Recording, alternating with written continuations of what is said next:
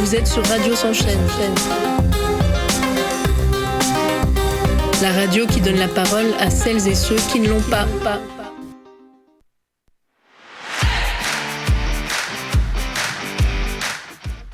Alors, l'animation socioculturelle en 2040, c'est remettre le collectif au centre. C'est un acte de résistance au sein des institutions, je l'espère, mais je crains que même au sein des institutions, ça soit de moins en moins possible et que du coup, la résistance, elle va s'organiser ailleurs.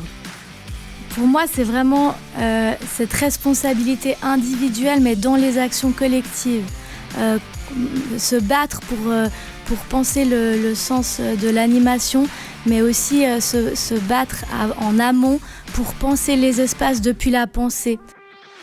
Je vois l'animation socioculturelle en 2040 comme un réseau de lieux de résistance et de propositions alternatives à un certain nombre de dérives. Et des lieux dont la dynamique repose d'abord sur des actions communes et seulement ensuite sur des actions individuelles.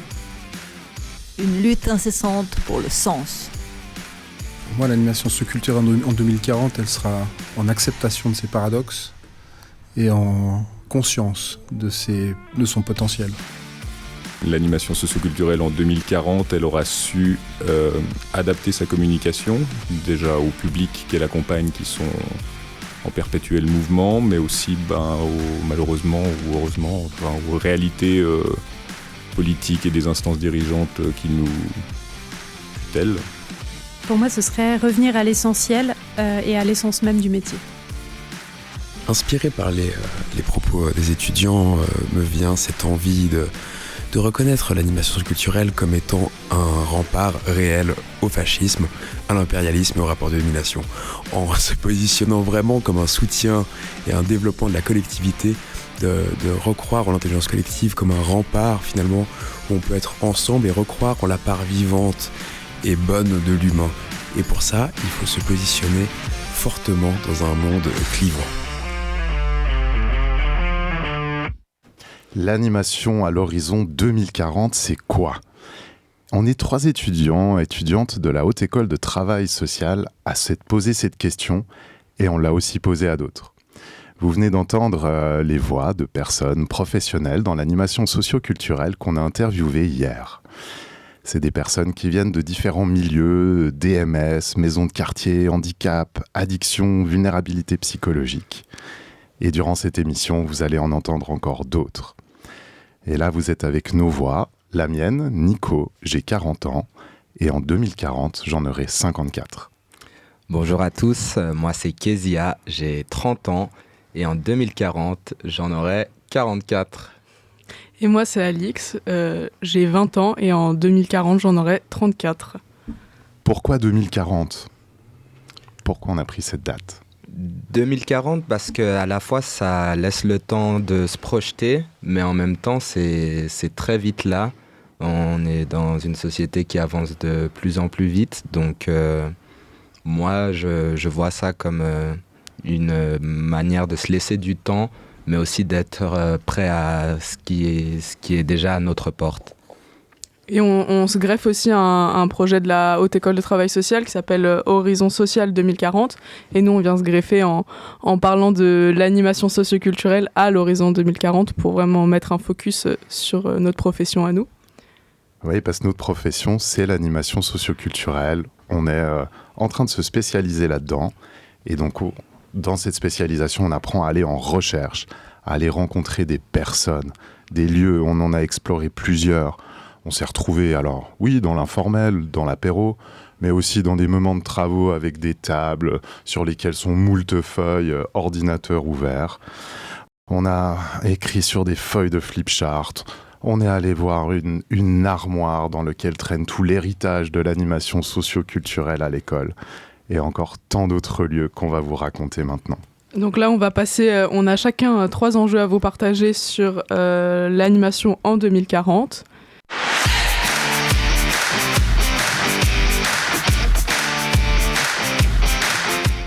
Donc moi, le premier enjeu, ce serait un métier de l'animation qui change beaucoup plus vite que son image et avec un décalage avec le métier. Donc dans le cadre de notre mandat, nous, on a cherché à comprendre vraiment comment l'animation socio-culturelle elle était perçue aujourd'hui.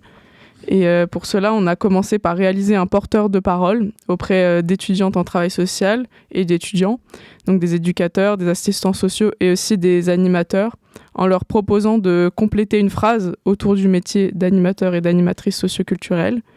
Dans notre quotidien d'animateur et d'animatrice, nous sommes très souvent confrontés à des clichés sur le métier, que nous faisons que de jouer, du loisir, ou encore que nous faisions que s'amuser plus que ne travailler réellement. Pourtant, les résultats sont montrés un peu plus nuancés que ce que nous aurions imaginé. Bien sûr, certains stéréotypes étaient encore bien présents, mais ils ne représentaient pas la majorité des réponses. Beaucoup de personnes associaient aussi l'animation socio-culturelle au lien social, au projet, à l'animation de groupe ou encore aux compétences humaines. Finalement, ce porteur de parole montre peut-être que l'image de l'animation socio-culturelle est déjà en train d'évoluer. Derrière une vision parfois simplifiée du métier, les réponses récoltées révèlent une profession relationnelle, collective et bien plus complexe qu'il n'y paraît. Mais alors, si l'image du métier évolue déjà aujourd'hui, qu'en serait-il de la réalité à l'horizon 2040 ? En effet, notre quotidien en animation socioculturelle, il change déjà beaucoup. Et derrière cette image plutôt positive du métier, il y a plusieurs réflexions qui nous sont revenues au cours de notre mandat concernant l'évolution concrète du quotidien des animateurs et des animatrices socioculturelles. Aujourd'hui, il semblerait qu'ils doivent répondre à de plus en plus d'exigences administratives comme la rédaction de dossiers, demande de subventions, évaluation, coordination, gestion de projet ou encore travail institutionnel. Ces tâches, elles font partie du métier, mais elles peuvent aussi soulever une question très importante. Est-ce que les animateurs et les animatrices ont encore suffisamment de temps pour être réellement sur le terrain au contact du public ? Et donc plusieurs réflexions ont également émergé autour de l'évolution des rôles dans certaines institutions sociales. Certaines structures engagent aujourd'hui des animateurs et des animatrices socioculturelles dans des fonctions qui se rapprochent parfois davantage de l'accompagnement social individuel. Cela peut alors créer des questionnements autour des frontières entre les métiers du travail social, mais aussi de la reconnaissance et de la place spécifique de l'animation socioculturelle. Donc finalement, derrière l'idée du métier centré uniquement sur l'animation ou les activités, les réalités du terrain semblent aujourd'hui beaucoup plus complexes. Et si ces transformations se poursuivent jusqu'en 2040, quelles seraient alors les compétences réellement attendues des animateurs socioculturels de demain ? Mais alors du coup, quelles compétences ? Si le quotidien des animateurs évolue, les compétences attendues semblent elles aussi en train de se transformer progressivement. Donc les animateurs et les animatrices de demain devraient probablement développer davantage de compétences liées à la coordination, la gestion de projet, la rédaction ou encore au travail administratif et institutionnel. Mais en parallèle, les dimensions humaines du métier resteront essentielles. L'écoute, l'adaptation, la médiation ou encore la capacité à créer du lien avec différents publics. Finalement, l'enjeu ne semble pas seulement d'ajouter de nouvelles compétences au métier, mais aussi de réussir à préserver ce qui fait de son identité. Car si l'administratif, les exigences institutionnelles ou le travail de gestion prennent toujours plus de place, une question importante apparaît. Comment continuer à placer le bénéficiaire, ses besoins et ses envies au centre de l'accompagnement ? Car aujourd'hui déjà, la formation sensibilise les étudiants et les étudiantes au travail avec les publics et aux réalités du terrain. Mais les futurs animateurs et animatrices devront peut-être apprendre à trouver un équilibre de plus en plus complexe entre travail relationnel, exigences administratives et fonctionnement institutionnel. Et si les compétences évoluent autant, qu'en est-il alors de la place de la reconnaissance du métier aujourd'hui ? Enfin, au cours de notre mandat, on s'est également intéressé à l'évolution des inscriptions à la HETS entre 2015 et 2025 dans les différentes filières du travail social.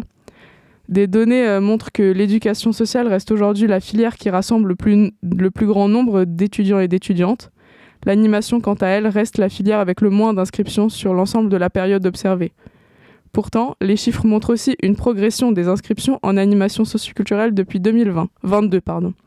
Cette évolution ne permet pas de tirer de réelles conclusions, mais elles peuvent souligner plusieurs questions. Comment l'animation socioculturelle est-elle perçue aujourd'hui ? Le métier est-il suffisamment visible et reconnu ? Et surtout, quelle place prendra-t-il dans les années à venir face aux transformations sociales et aux besoins grandissants du lien social ? Finalement, malgré les mutations du métier et les défis évoqués tout au long de ce podcast, l'animation socioculturelle semble continuer à évoluer et à trouver sa place dans le paysage du travail social. Finalement, au travers de ce mandat, une idée revient constamment. L'animation socioculturelle est un métier en transformation. Il semblerait qu'aujourd'hui, devoir répondre à des réalités de plus en plus complexes entre travail administratif, exigences institutionnelles, coordination, accompagnement et présence sur le terrain. Pourtant, malgré ces évolutions, quelque chose apparaît rester essentiel, le lien humain, la proximité avec les publics et la capacité à créer des espaces collectifs. Alors, à l'horizon 2040, l'enjeu ne serait peut-être pas seulement de faire évoluer les compétences des animateurs et des animatrices socioculturelles, mais aussi de réussir à préserver ce qui fait l'essence même du métier. Car derrière les projets, les dispositifs ou les institutions, l'animation socioculturelle reste avant tout une manière d'être en lien avec les autres et avec la société. Mais face aux transformations sociales et institutionnelles à venir, comment les animateurs pourront-ils continuer à défendre cette place collective et humaine dans leur pratique ?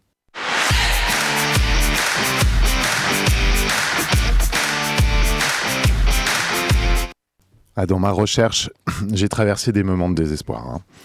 Quand je me place à l'horizon 2040, et on l'a entendu du côté d'Alix, toute cette paperasse institutionnelle qui vient, je me dis mais on est en train de nous couper du terrain et surtout du lien.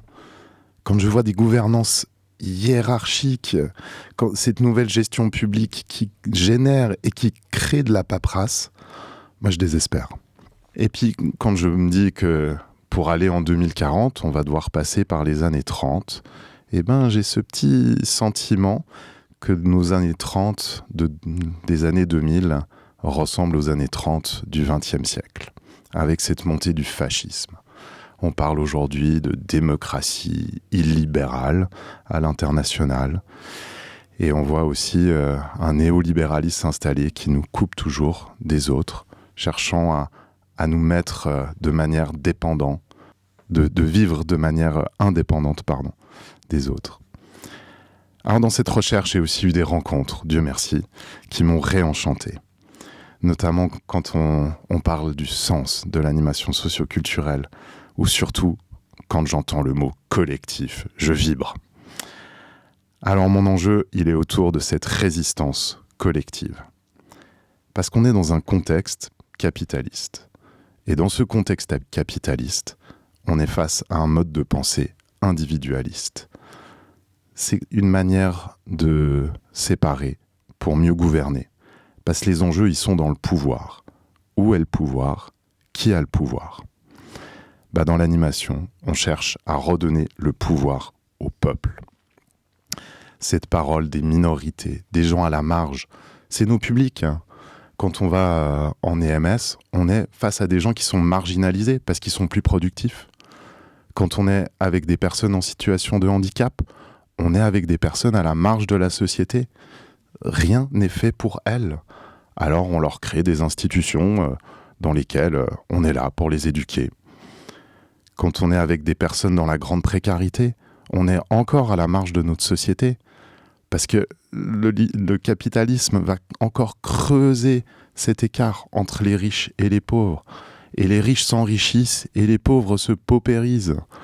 Et on est là pour ces personnes qui se paupérisent. Voilà, c'est formidable, le capitalisme, ça nous donne du travail, vraiment à nous. On a de belles années. Sur les conditions de travail, par contre, là, c'est de nouveau un petit élan de désespoir qui arrive. Concrètement, à Genève, dans ce mois-ci, on arrive sur un plan d'austérité. Ça veut dire que le Grand Conseil va voter un demi-million en moins, et ce demi-million, ceux qui vont trinquer, c'est la santé et le social. Alors oui, sur nos conditions de travail, ça génère dans ce projet le gel de nos annuités, bien sûr. Il y a une partie syndicaliste qui nous incombe là, mais surtout les conséquences. C'est pour ces personnes à la marge. Non seulement on sera moins présent pour elles, mais leurs conditions à elles vont encore diminuer. Et c'est leurs vies qui seront abîmées. Concrètement, c'est des étudiantex qui vont chuter dans la précarité. À la HETS, c'est aussi les coupes dans la recherche. Est-ce qu'on pourra mener encore des entretiens de terrain pour voir la réalité sociale ? Et voilà ce contexte dans lequel on va grandir jusqu'en 2040. Un contexte qui commence par l'austérité, parce qu'il faut renchérir et donner de l'argent à l'armée, à la sécurité. Et dans ce contexte-là, on va écouter Danielle Wariński. C'est notre enseignante qui, elle, aura 74 ans en 2040. Et elle nous parle de manière de résister. L'animation socioculturelle a 2 cartes à jouer. L'une, c'est l'éducation populaire, qui fait partie de ses fondamentaux et qui sait comment développer une compréhension critique de la complexité. L'autre, c'est la lutte collective, de toutes ces racines également communautaires, d'action collective, parce que l'histoire nous montre que ce qui a renversé toutes les tyrannies, c'est finalement des luttes, peut-être d'abord d'individus plus résistants, mais qui ont su propager cette résistance avec une foule montée aux barricades pour renverser le pouvoir. Je vibre par ce mot collectif. Tout au fil de cette recherche, il m'a animé, il m'a alimenté. Parce que face à ce contexte capitaliste ou politique d'austérité, c'est un mouvement d'exclusion, comme Daniel le dit, qui s'installe. Et face à cette exclusion, une réponse que je vois qui est en notre pouvoir, c'est de redonner le pouvoir aux personnes exclues. Et on leur redonne, mais pas une fois pour toutes, c'est ce travail sans fin, un ouvrage tout le temps sur le métier. Et c'est pouvoir le vivre dans notre contexte d'animation socio-culturelle. Ça prend des formes diverses, mais ça passe toujours par la participation. Pouvoir les rendre actrices de leur vie, qui puissent pouvoir prendre collectivement des décisions, l'importance de créer des espaces de délibération. Et surtout, on a besoin de connaître leurs besoins. On n'agit pas en anime par bonne conscience ou parce que nous, on a une super idée. D'abord, on ouvre nos oreilles. On cherche cette participation, cette écoute, pour que ce soit leur vie, dans leur quotidien, qui soit transformé. On n'est pas là pour transformer à leur place, mais pour vraiment cette posture d'acolyte, d'être à côté, pour les aider ensemble à transformer. Chercher des modèles alternatifs, se renseigner, délibérer, exercer la démocratie de manière très locale. Parce que le système va confisquer la parole. Et on est là pour aider à la reprendre, à la rendre. Alors prenons la parole, donnons-la et montons aux barricades dans les manifs avec des slogans. C'est aussi notre job. Je prends un exemple récent puisqu'on enregistre ici à Radio S'enchaîne. On est juste à côté du parc des Cropettes que je vois depuis la fenêtre. Et c'est de là qu'a démarré une manifestation justement contre l'austérité il y a quelques semaines. Et j'aime vous partager cet exemple du départ de la manif où on est arrivé sous les voies du train, on s'est arrêté là et il y a eu les sifflets, les cris qui ont commencé. Et là, j'ai ressenti ce pouvoir du collectif, cette colère qui se manifeste, qui sort ensemble. Et qu'est-ce que c'était bon. Ma critique de ce moment, c'était... de toute façon, ces manifestations, c'est toujours sur plusieurs temps, mais Celle-là en particulier, j'ai trouvé qu'elle revendiquait trop sur les conditions de travail. Et j'espère pour la suite, ça va, on a jusqu'à 2040 pour le faire, qu'on puisse aussi porter les voix des personnes auprès de qui on est. Ces voix-là.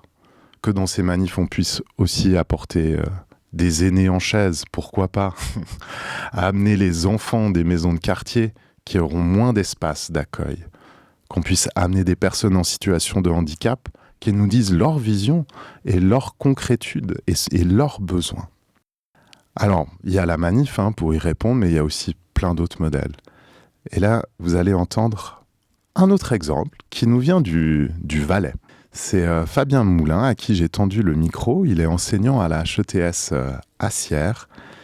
Et vous entendrez derrière lui le bruit des oiseaux et de quelques personnes à la place de la Planta à Sion, où je lui ai tendu le micro. Un projet phare s'est déroulé dans le Val d'Airain. Val d'Airain qui est une vallée assez longue avec de nombreux villages, des problèmes de mobilité assez compliqués par la géographie et où l'animation socioculturelle a vraiment réussi dans cette vallée à créer des ponts entre les communautés. Ces communautés connaissaient déjà des rassemblements rendu nécessaire par la petitesse des villages, par exemple sur le plan de l'école, sur le plan de la santé, etc. Et là, l'animation socioculturelle a vraiment réussi à créer des activités, des projets qui ont permis à ces différentes communautés de se rassembler et de découvrir finalement que ensemble, il était possible de réaliser des choses que la fragmentation des villages ne permettait pas. Et là, on s'est demandé, mais comment est-ce qu'on a réussi à faire ça? Et on s'est aperçu que, à l'initiative et comme cheville ouvrière de ces projets, il y avait des gens qui étaient des animateurs et animatrices socioculturelles. On imaginait très bien dans des activités de loisirs avec des enfants, dans des centres villageois, etc. Mais qui, dans le fond, s'étaient emparés de grandes thématiques sociales, avaient permis à la population de faire part de ses désirs et de ses besoins, avaient réussi à permettre l'organisation de petits groupes locaux qui ensuite ont réussi à se mettre ensemble dans tout l'ensemble de la vallée et à faire de cette vallée d'Airain un endroit où les problèmes de mobilité purement géographique sont complètement dépassés aujourd'hui. On l'entend bien chez Fabien, ce projet dans le Val d'Airain est parti des désirs et des besoins de la population. C'est pour ça que ça a marché, c'est parce qu'ils ont été écoutés, ils ont pu trouver leur propre solution qui leur convient dans leur vallée. Alors comment faire pour créer ces ponts ? Daniel nous répondait à cette question autour de l'éducation populaire, ce mouvement en pleine montée du fascisme qui est allé au contact du peuple. Moi je me dis aussi que si on veut construire des ponts, comme le propose Fabien, il va nous falloir des briques. Et les briques, on va prendre celles qui viennent des murs qu'on casse. On a aussi la communication non violente comme outil, qui va partir des besoins et de pouvoir nous rendre conscients de nos besoins et pouvoir être mature pour les exprimer et trouver les solutions pour y répondre. Et la CNV, ça se pratique aussi en collectif, en groupe. Et de manière plus personnelle, je pense aussi à ce travail qu'on a à faire sur nous-mêmes, sur notre propre rapport au pouvoir, pour pouvoir transformer la société sur le plan social et aussi écologique.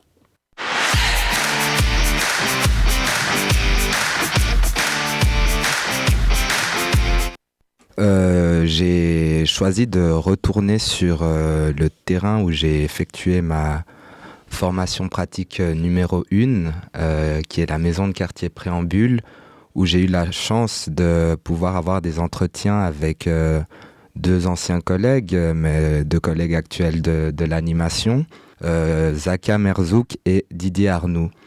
Et à travers ces entretiens, une idée m'a paru assez centrale. C'est celle d'un lien social qui est devenu de plus en plus difficile à créer spontanément. À travers leurs témoignages, ils questionnent non seulement l'évolution de l'animation socioculturelle, mais aussi celle de notre société. Une société qui est aujourd'hui plus rapide, plus institutionnalisée, comme on disait, mais aussi plus isolante. Donc aujourd'hui, pour moi, une question se pose. Est-ce que vivre ensemble est devenu quelque chose qu'il faut désormais organiser et professionnaliser? Pour ça, je vous propose de commencer par écouter Zakia. Pour moi, l'enjeu, la mission principale de mon travail, c'est de pouvoir créer des conditions pour que les gens puissent se réapproprier des capacités collectives qui pour moi, n'auraient jamais dû perdre, en fait. En fait, pour moi, le paradoxe, c'est qu'on est des professionnels de ce qui devrait être naturel.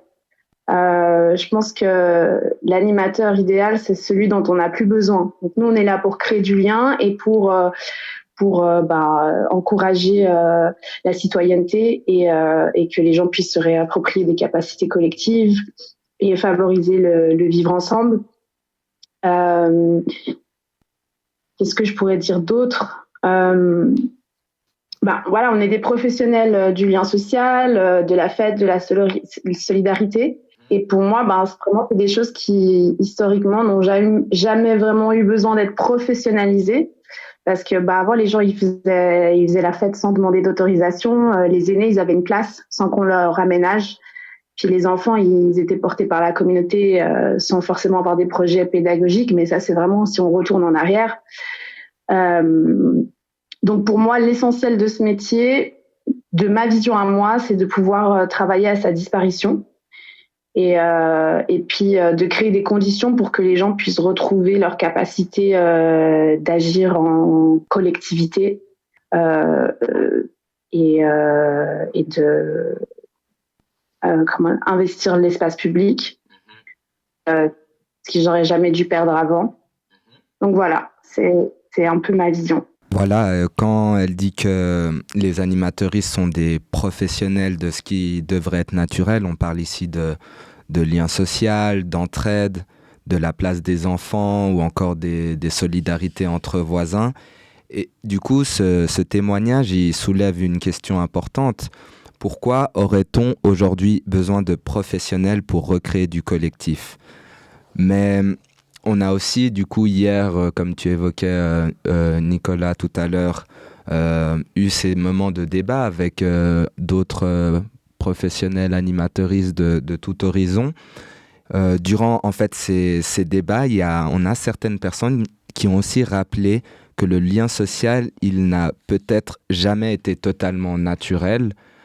J'ai aussi retenu un propos de notre enseignante, Danielle Warinsky, qui nous disait qu'il ne suffit pas de rentrer dans l'institution, il faut rencontrer, il faut des médiations. Finalement, ces échanges, ils nous montrent que faire communauté, ça demande peut-être toujours une forme d'attention, d'organisation ou d'intention collective. Et je vous propose de faire la transition du coup avec l'entretien de Didier, que je commenterai ensuite. Nous, c'est cette appétence ça c'est des mots clés, hein, valises et tout, à la fabrique de la ville. C'est-à-dire comment les animateurs socioculturels peuvent, au même titre que les décideurs de la ville, les politiques, les designers, les architectes et les urbanistes, s'intéresser aussi à la construction de la ville. Et quand on dit construction de la ville, c'est aussi la construction du lien social de la ville. Et donc, comment se dire que aujourd'hui encore, des PLQ vont organiser, réguler des gabarits d'immeubles, de l'utilisation de matériaux, de la structuration, de la planification d'éléments urbanistiques, voilà. Et puis que la seule coercition, la seule contrainte d'un point de vue humain, c'est cette partie de concertation qui gratte, qui pique et qu'on fait très très souvent, mais qu'on se l'approprie pas. On voit que les grands groupes, peut-être privés ou publics, vont faire des concertations, mais on trompe personne. 3 chips, 2 bouts de post-it, un petit verre de blanc à la fin, et tu fais passer ton truc. On s'aperçoit que malheureusement, bien souvent, les projets sont déjà ficelés. Eh bien, comment tout d'un coup, grâce à l'animation tactique ou grâce à ce mode d'habitation, comment faire confiance à la venue des habitants? C'est-à-dire que tout d'un coup, tu as un nouveau quartier. Ok, on peut prendre des locaux, déjà tout programmer, engager des moniteurs et tout faire, mais les habitants ne sont pas là. Et donc, comment tout d'un coup se dire non, mais peut-être faisons confiance aux habitants déjà pour qu'ils y arrivent, vivons des choses avec eux et y allons. On y va par incrémentation et par palier, et on va voir ce qui se passe. N'ayons pas peur du vide. Je renvoie à Sophie Ricard, l'hôtel Pasteur, cette non-programmation. Elle a eu beaucoup de difficultés à passer un projet où non, qu'est-ce que vous allez faire? Eh bien, on ne sait pas. Comment ça, vous ne savez pas? Non, on va voir ça avec des habitants au travers de 2-3 ans. Mais rassurez-vous, on va travailler sur l'évaluation, on va travailler sur la fréquentation, avec des critères quantitatifs qui vont vous rassurer. Bref, travailler, d'après moi, la ville, l'animation socioculturelle doit s'intéresser à la ville. Donc sortir aussi peut-être de ces murs, et puis surtout que tous les décideurs de la ville puissent utiliser les animateurs socioculturels comme médians. Ça fait 30 ans qu'on est là, et donc tout d'un coup il y a un devoir de pédagogie de nous expliquer ce qu'ils veulent faire et de passer par nous pour qu'on soit acteurs. Mais à partir du moment, si on est acteur, à partir du moment où tout d'un coup les habitants ils sont pas pris pour des prunes, pour des truffes, à savoir que on leur fait confiance pour leur donner leur avis, et ça pas quand le projet il est fait, mais peut-être en amont. Et après, de manière pédagogique, leur dire, oui, vous savez, les pompiers doivent passer, puis on a cette loi là, voilà, ouais, ok, peut-être qu'est-ce qu'on peut la changer, est-ce qu'on peut réfléchir autrement, etc., etc. Voilà, on voit que dans les propos de Didier et Arnaud, on retrouve cette même inquiétude autour du lien social, mais abordée à travers l'espace public et la manière dont les villes sont construites. Pour lui, les animateurs socioculturels ne devrait pas seulement intervenir une fois que les problèmes apparaissent, mais déjà en amont, participer dès le départ à la construction des nouveaux quartiers, des lieux de rencontre, des espaces collectifs. Ce qu'il critique surtout, ce sont des villes pensées parfois sans les habitants eux-mêmes, ce qui, à mon sens, est un non-sens. Et à travers l'idée d'animation tactique, que je reprendrai aussi un peu plus tard, il défend une approche plus proche du terrain, plus flexible et plus participative. Durant les débats qu'on a passés hier, qu'on a vécu hier, cette réflexion elle a aussi fait émerger une autre idée, celle qu'en fait les espaces ils influencent directement les relations humaines. On avait une personne qui évoquait par exemple des bâtiments qui sont pensés pour la sécurité, mais qui produisent finalement davantage d'isolement et de fermeture par des systèmes de badges, de portes verrouillées, etc. Et que c'est difficile après de créer une rencontre, un lien entre les institutions et juste les habitants, les citoyens d'une commune ou d'un quartier. À l'inverse, il y a certains lieux où moments simples comme un café partagé, une activité dans un quartier où on a aussi, la présence d'enfants dans un lieu de vie peuvent devenir des véritables en fait médiations, outils de médiation entre les personnes. Et finalement, les témoignages de Zaka et Didier, ils se rejoignent autour d'une même idée, celle que le lien social, il ne dépend pas uniquement des individus, mais aussi du temps qu'on possède, des espaces qu'on partage et de la manière dont notre société nous permet ou non de favoriser ces rencontres.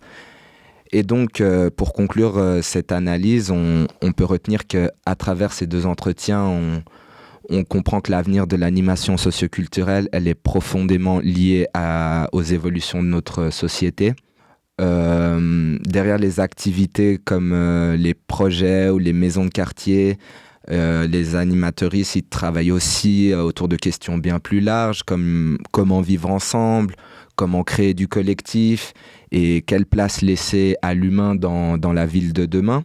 les échanges réalisés dans les débats qu'on a eu hier, ils ont également montré que le lien social, il ne repose pas uniquement sur la bonne volonté des individus, mais aussi sur les espaces, les médiations et les occasions de rencontre qu'une société permet ou non, comme je disais, de favoriser. Donc voilà, finalement, réfléchir au futur de l'animation socioculturelle, c'est aussi réfléchir au futur de nos liens sociaux.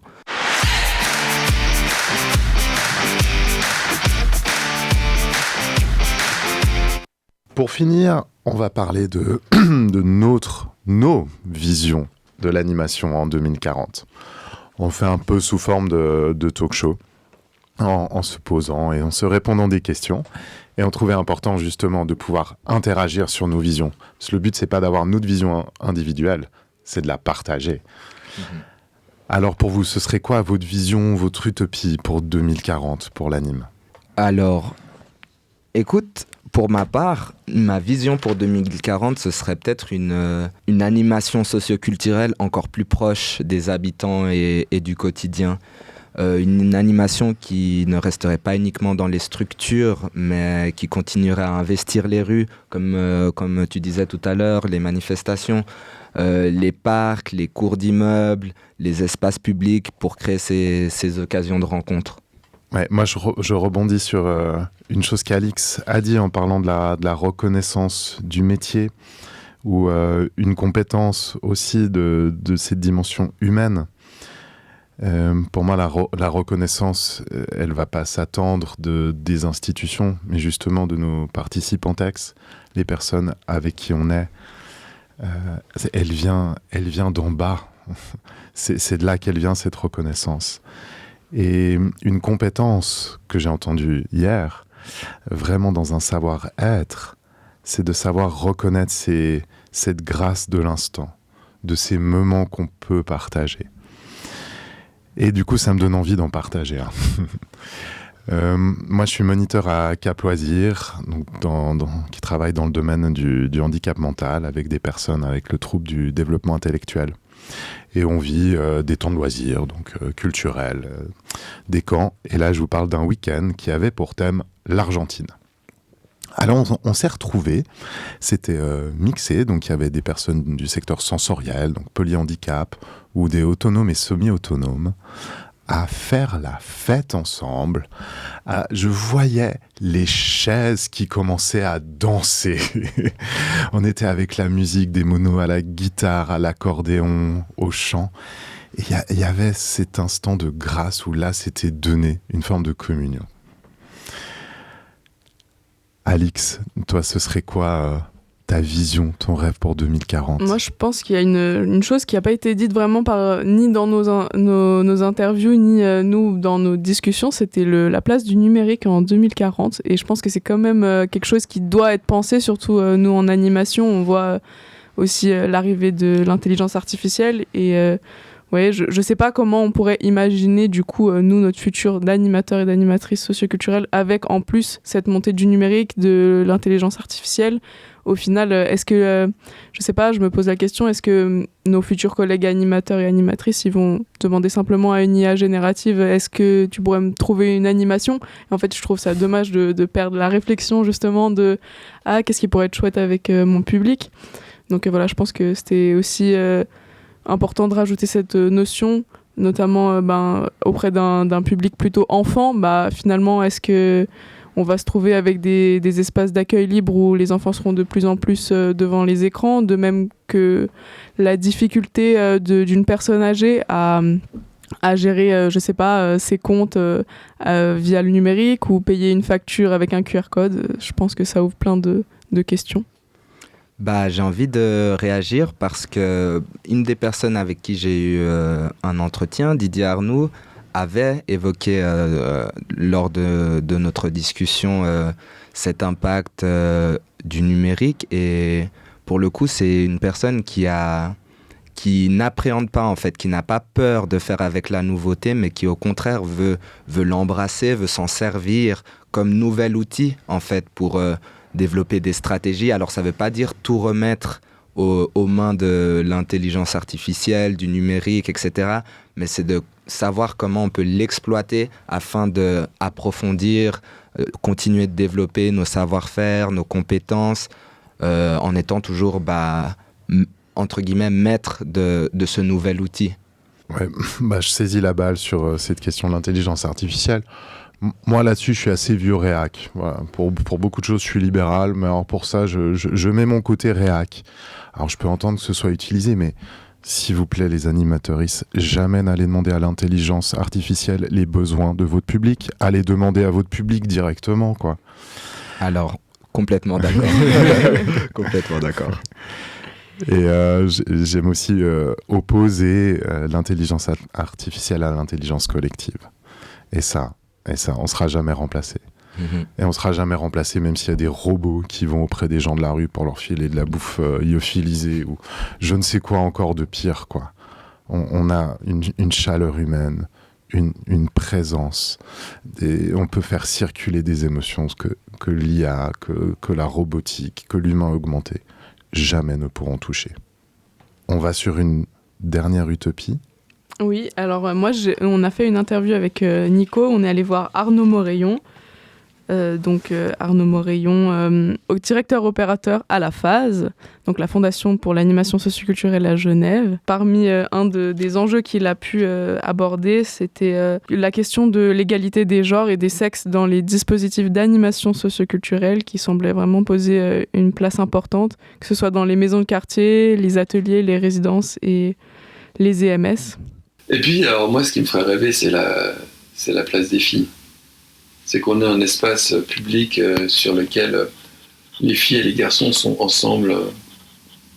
Et c'est sympa. Et puis elles se font pas emmerder. Et puis ils sont, entre copains et copines. Copains, je sais pas comment on dit. Enfin, voilà, mais ils sont Copains. Copains, ok. Enfin, ils sont là comme ils sont libres d'être qui ils veulent être, et tout ça de manière heureuse. Donc vraiment, cet extrait, il rappelle finalement que les transformations de l'animation socioculturelle, elles vont pas uniquement concerner les pratiques des professionnels, mais aussi les questions d'inclusion, de représentation et d'égalité au sein même des espaces collectifs pour les usagers eux-mêmes. Et autant d'enjeux qui continueront probablement à traverser le métier d'animateur et d'animatrice socioculturelle dans les années à venir. Et donc, pour terminer un petit peu ce podcast, on a également souhaité donner la parole aux personnes directement concernées par les dispositifs d'animation socioculturelle, donc les participants ex, habitants, habitantes ou usagères qui vivent ces espaces au quotidien. Donc, on leur a posé une question très simple. Qu'est-ce que l'animation socioculturelle t'apporte ? Et on a voulu remettre vraiment au centre ces personnes pour qui ces lieux et notre métier existent. Leur parole permet aussi de porter un autre regard sur l'animation socioculturelle, un regard souvent éloigné de stéréotypes, ancré dans l'expérience vécue, le lien humain et le quotidien. Ça m'apporte beaucoup du plaisir, du bien, de voir autres personnes aussi, d'autres migrants comme moi. Et on partage des moments ensemble, donc ça fait plaisir.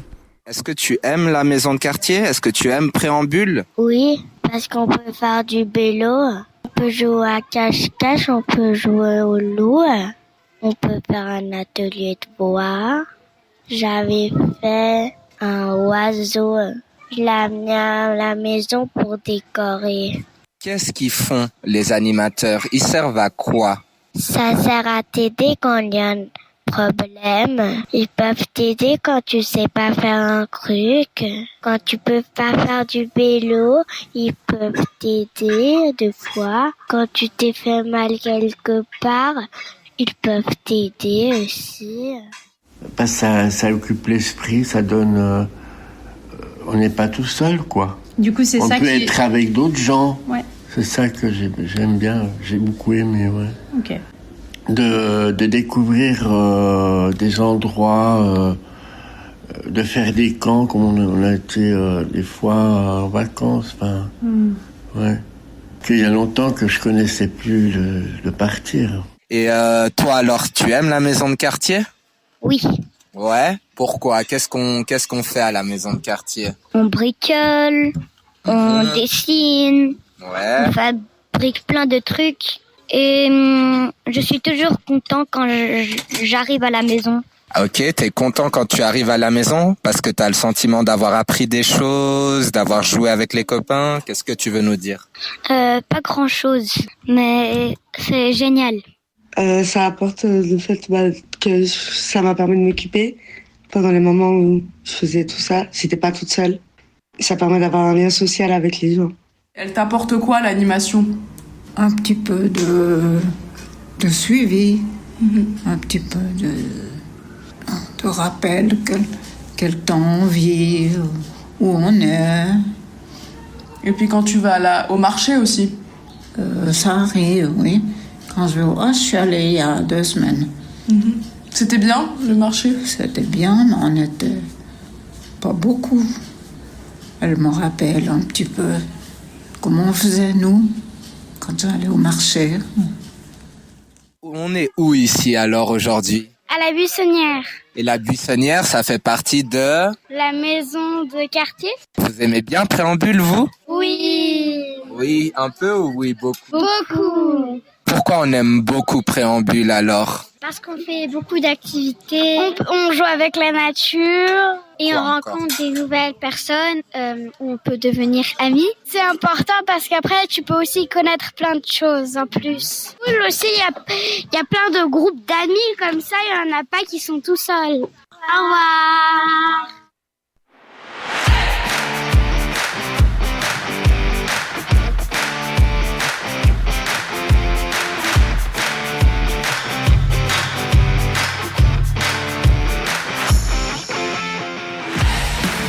Et voilà, nous étudiants avons terminé avec notre podcast. On tenait à remercier toutes les personnes impliquées dans ce mandat d'action recherche, notre enseignante, Radio S'enchaîne, les publics différents. Et oui, merci beaucoup à tous et de nous avoir écoutés aussi, merci beaucoup. Et que cette écoute, ça puisse aussi continuer sur quelque chose d'autre. C'est avec l'animation, c'est aussi le souffle. Vous êtes sur Radio S'enchaîne. La radio qui donne la parole à celles et ceux qui ne l'ont pas.